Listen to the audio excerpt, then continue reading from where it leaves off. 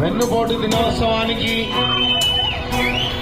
గుండెల నిండా అభిమానాన్ని నింపుకొని వచ్చినటువంటి జగనన్న అభిమానులకి వేదిక మీద నుండి పెద్దలు గౌరవనీయులు కోట్ల హర్షవర్ధన్ రెడ్డి గారికి నాయకులందరికీ కూడా పేరు పేరున నా హృదయపూర్వక ధన్యవాదాలు తెలియజేసుకుంటూ మనమందరం ఈ రోజు ఈ ఉత్సాహాన్ని చూస్తుంటే ఇంకా మనము 4 సంవత్సరాలు కూడా ఆగట్లేదు. తప్పకుండా 2.0 జగనన్న మళ్లీ ముఖ్యమంత్రి చేయడానికి ఏ మాత్రం అనుమానం లేదు. నాకు